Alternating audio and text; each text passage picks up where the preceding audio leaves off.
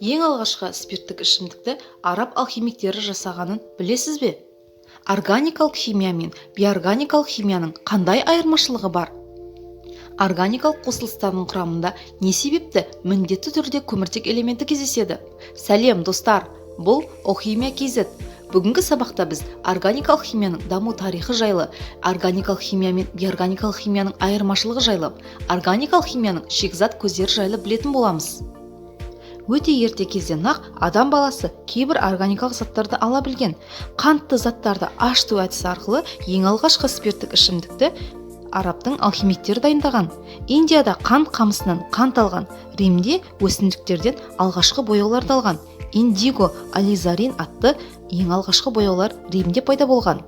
18 ғасырда органикалық химияны тек тірі организмдер түзілетін заттарды зерттейтін ғылым деп есептеген. Бұл виталистік көзқарас еді.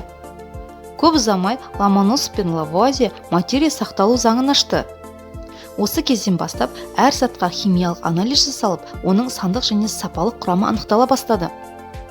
Органикалық химия одан әрі дамып, 1824 жылы Вейлер қымызды қышқылы мен мочевинаны, Зенин анилинді, Кольбе сірке қышқылын, Бертло майларды, Бутлер қантты заттарды синтездеп алды.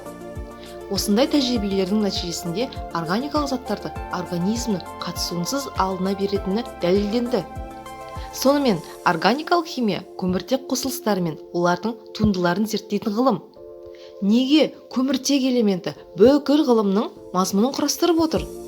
Оның себебі органикалық заттар тамақ ретінде де, тұрмыстық зат ретінде де таралу санынан өте жоғары. Жұмыртқадағы ақуыз бен нәруыз, тәтті тоқаштар мен кәмпиттегі глюкоза, картоптағы крахмал, дәрілердегі органикалық заттардың қоспасы, бояулар, газ, көмір, мұнай және оның қосылыстарының барлығында көміртек элемент кездеседі.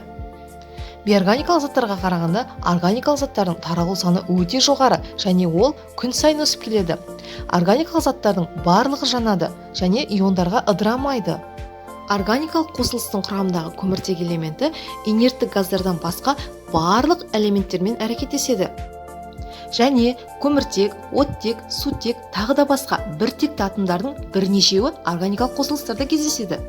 Органикалық қосылыстарда да қосылу, алмасу, орынбасу реакциялары бар, бірақ өзгеше. Органикалық қосылыстар изомерленеді және полимерленеді. Органикалық қосылыстардың ең алғашқы шикізат көзі өсімдіктер мен жануарлар. Әрбір тірі организмде синтезделу және ыдырау процестері жүзеге асады. Жануарлардың организмінен күрделі заттардың ыдырауынан қарапайым заттар түзіледі. Сондай-ақ жануарлардың организмінде белок, май, тағы да басқа органикалық заттар синтезделеді.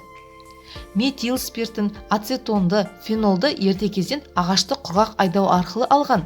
Ал қазіргі кезде ағашты химиялық өңдеу арқылы қағаз өнеркәсібінде целлюлоза, жасанды талшық алу үшін қолданады. Ал бұл өз кезегінде орманның жойылуына алып келеді. Органикалық химияның маңызды шикізат көздерінің бірі таскөмір, мұнай және табиғи газ. Дүние жүзінде өндірілетін мұнайдың 95% шикізат ретінде және тұрмыстық зат ретінде қолданады.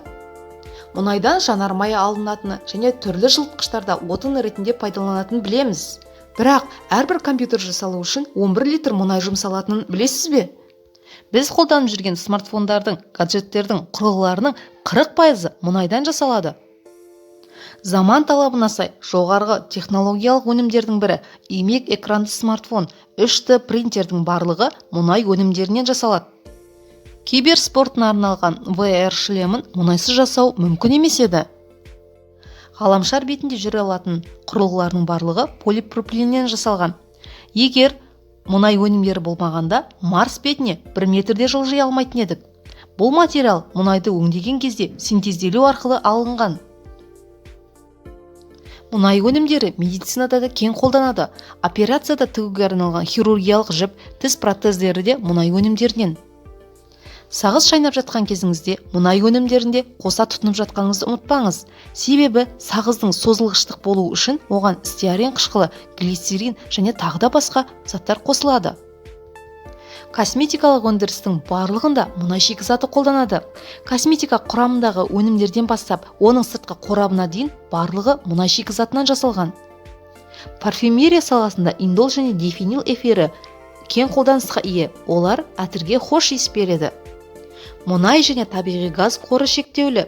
Тіпті күннен қуат алатын батареяны жасау үшін тонналаған мұнай қажет.